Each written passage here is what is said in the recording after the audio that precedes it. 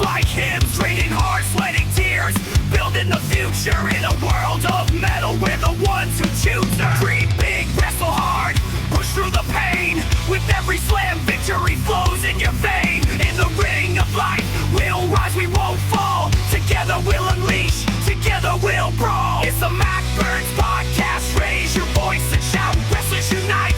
That's what it's all about. Your dreams and aspirations, let them ring clear. Tell us who inspired you, we wanna hear. So grab your mic, step into the light. Each tale, each story shines so bright.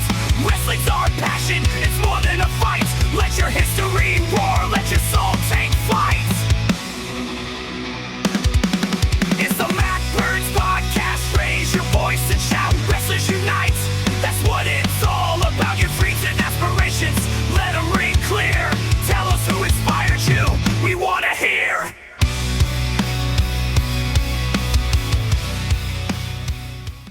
Welcome to the Matt Burns Podcast.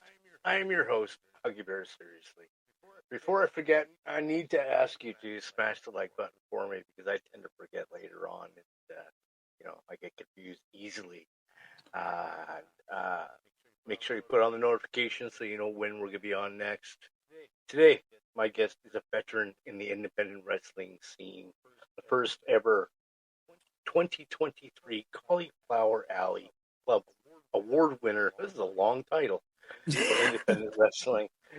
The championships in titles just about everywhere across Canada. My guest, of course, is the one and only Riea Von Slasher. Here we go. How you doing? I'm all right. How are you? I am doing well. I'm going Little crazy. little run That's crazy. Yeah. a little crazy. Fair. It's, Me too. it's more fun that way. So, one of the things that you and I talked about a little while back, and it's just probably something you get a lot of, and we'll discuss it right away. Most of the people that you end up wrestling are men. Now, what's your theory in regards to the intergender matches? So, when I first started training, it was 2002. 2002. My first match was 2003. So back then there wasn't a lot of women, if any, like in my area at any given time. So I trained with men. I worked against men. So for me, it's always been the norm. And it was, I don't remember it being so shunned upon when I was a teenager. Um, but also, I've always been a bigger girl, and I feel like yes, we now have a more woke culture, and no, it's not normal for guys to hit girls. And yes, we're dealing with, people's various opinions on transgender people competing and other things. But my real theory is this is professional wrestling. I hate to break it to you, but we work together.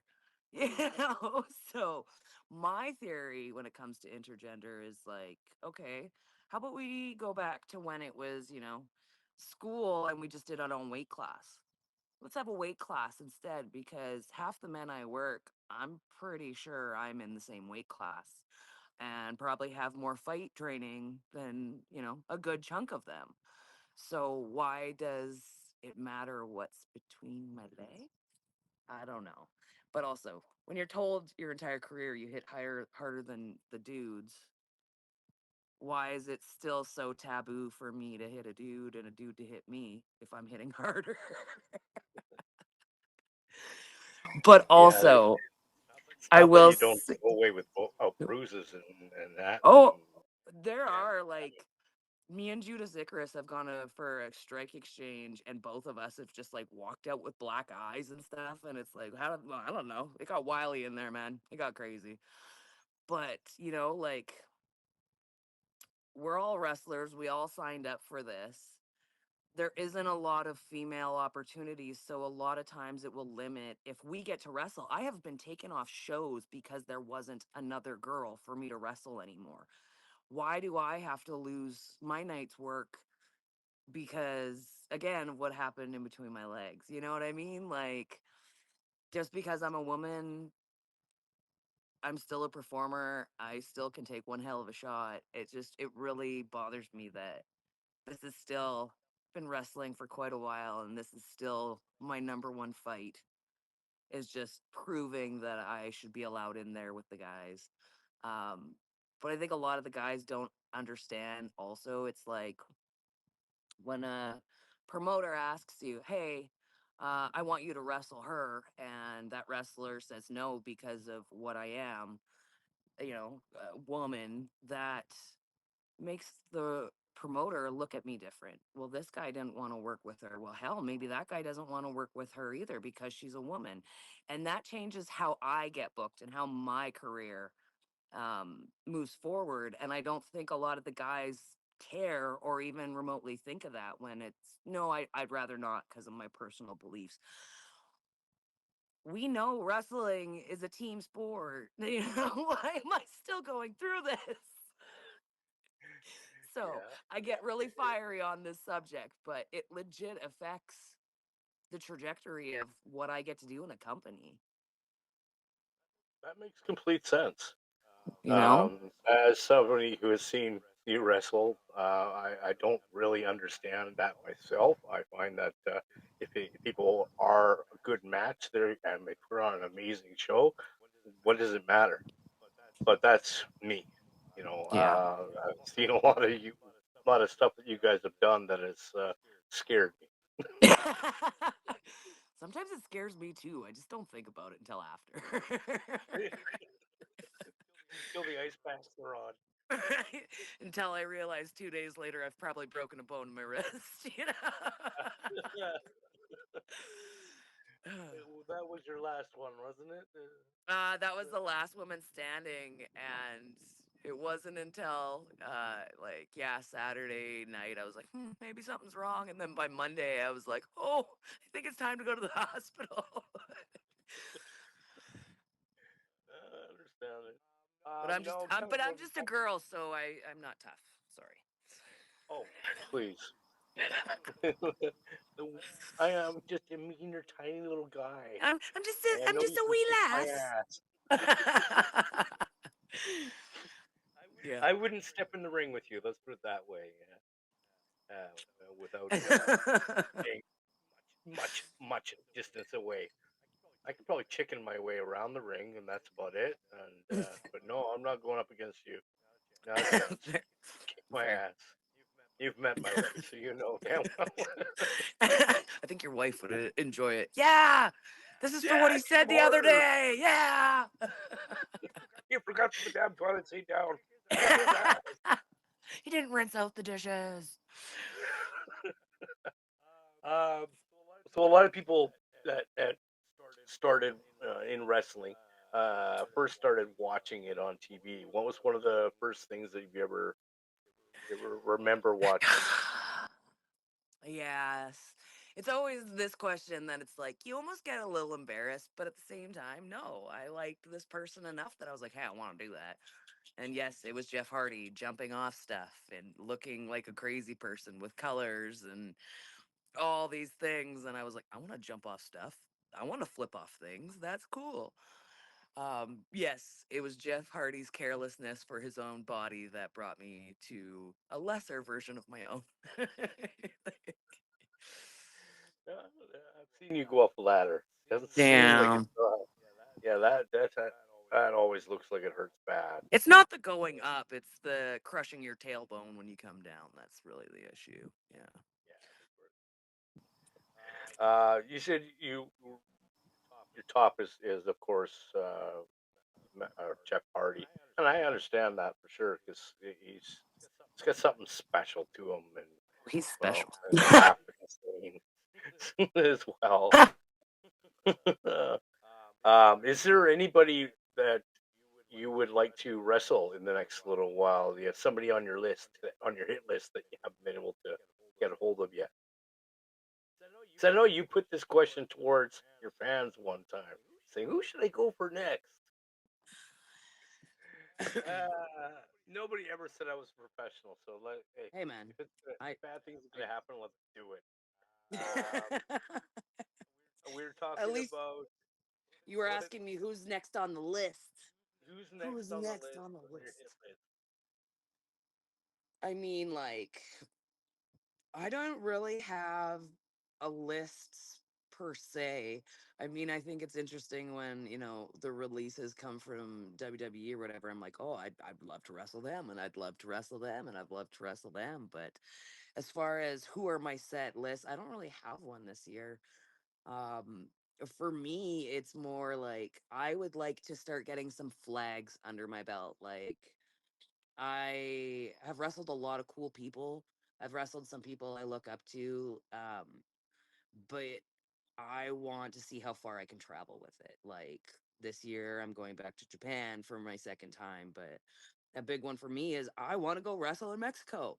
Like, never mind who, it's more where. Where? Mexico. Yeah, yeah. You were in that contest to go Yeah, there. I was yeah. rooting for you, but again, Well, it's say lovey. hey, Say another yeah, sure, year. It's gonna sure. happen. I probably know people. I'm terrible for advocating for myself. Um, any of the bookings I get, it's like, hey, do you want to come? I'm like, yes, I do. It's never, hey, can I come? I don't know how to do that so much. No, no, I get that. Uh, Right? I, like you've been in this industry for 20 odd years, I Mm-hmm. want to say, and there's there has to be a level of respect that comes with that amount of experience. Like I've seen you with other wrestlers, and you're talking to them and showing them different things. Do you find that you're still a leader in these locker rooms because of your experience? I think it depends on the locker room you're in, but also it's like when you go to another territory, like for instance, like when I say I go to Alberta, maybe they'll know me better, but if I were to go a little bit further, not everyone's going to know. Like if I went to Ontario, no one would know who I am or, how many years I have under my belt. So it's like in the locker rooms that I'm in regularly, people know because I've been working in this area for so long. Like a lot of times when I go other places, I'm just in there for a spot. Yeah, Um so but also it's a different breed of wrestler coming up nowadays, like before it was you respect your vets, but a lot of people now think I don't need my vets or whatever. Um So I think it just depends on the locker room. But also I don't go out of my way to critique just anybody. Like it's usually the people that I have a relationship with that I want to see grow. Because a lot of times when it's like, hey, can I give you a critique? People are like, who the hell are you? Like, how dare you say anything bad about my match? So nowadays the respect and the critiquing, a lot of times people just want to hear they did great. They don't want to hear you could have done this. They don't care. They think they did great. So respect's a weird thing nowadays. yeah, I guess. Yeah, there's a lot of people that have lots of years. Yeah. Let's see. Do you have any matches that are most memorable to you? I have a few. A big one for me was the women's TLC match for ECCW at the Commodore Ballroom. Um, there was like, I believe that was the show that had Jeff Cobb on it as well, and I don't know if Frankie Kazarian was on that one or not, but basically, um, it was a big deal for us women to be uh, semi-main on this Commodore Ballroom show, and we went out there and we tore the house down, and it was, I think there was like six of us, and I still remember so much of that night as a highlight. But I remember coming through the back, and I think it was Jeff Cobb, don't quote me, but he was like, why the hell weren't they main? We got to go out there and follow that. Like, for someone of that stature that's done way more than I have, like been places, to commend a group of women for what they just did, but also be upset that now they got to go one up that. Yeah, good luck, you know? So that one was always a big one for me. Any of my matches with Tessa Blanchard, um, I did a 10-day tour with her, and I mean, she's younger than me, but she's grown up in this business, and just the first night we wrestled, her flight was delayed, and her flight was delayed. I think there was 2 delays, so we were supposed to be the main event, and the sponsor literally paid for the show because they wanted to see Tessa Blanchard. So I was kind of texting with her throughout the day, but so it's 10 o'clock at night. The boys have stalled all they can. My music's about to hit. I don't know who I'm fighting. Is it going to be one of the boys, or is Tessa going to get there? My music plays, and Tessa Blanchard, like the, the best version of the Kool-Aid man ever, marches in the back door in her gear, and she's like, all right, let's do this. And the first time I wrestled her, we had a very tired crowd, and we went out there and didn't even talk to each other, like, hi, nice to meet you, let's go. And when we got in the back, she's like, you can go. And I just, that for me was a girl that's been on TV and wrestled dudes on TV, and broke down barriers for TNA at the time, to commend me on my ability to work basically on the fly. That's very memorable for me. Well, that's pretty So those amazing. are those are 2 big ones for me. You have a very distinctive entrance music uh, that you have, which is pretty awesome. Always nice to see you singing it as you're running around the ring as well. And it's pretty cool for me. I'm kind of like singing along. When when did you guys kind of click together with you and Blood Barbie? Blood Barbie. So we went to elementary school together in Prince George, BC.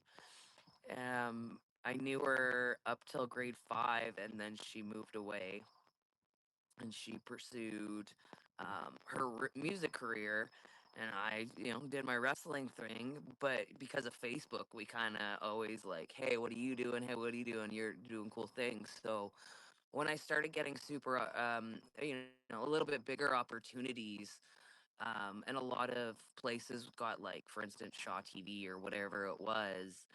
So then you got to worry about copyright and stuff. So I literally just reached out to her, and I was like, hey, I need some music that I can use, that is branded to me, that I can use on TV and have rights and stuff. And so her boyfriend does her background track for her, and she's just like, what are you looking for? So I basically walked her through my entrance. So the song was designed to get me out the curtain and around the ring, and finished by the time I'm doing my spot. And you can tell when we're pressed for time, when I'm just like, meh, because it's all supposed to be on a certain beat. So yeah, it was literally just knowing someone who followed their own dream, and hey, this is beneficial. Let's do a collab, and that's how it happened. Yeah, that great video that you guys put together for that for the songs that for your entrance music, that was actually a pretty cool video in itself. So, yeah, no, the video, literally, we had Tessa Blanchard come to VIPW, and I was like, well, this is a great time. It's one of our biggest shows of the year. Um, and it's funny because the music video, she doesn't have a mic when she's singing to me to the ring. It's because they forgot to give her a mic. So on the music video, she's just like singing me to the ring with no microphone. That's because the boys forgot to give her one. Um, but we shot it that day at Nanaimo Fairgrounds, and we broke into this chain link fence area that had a crack in it, and had all this old like, there's like like, festival train trolleys and stuff, and a bunch of cages. So we broke in, set up a boombox, and recorded this music video.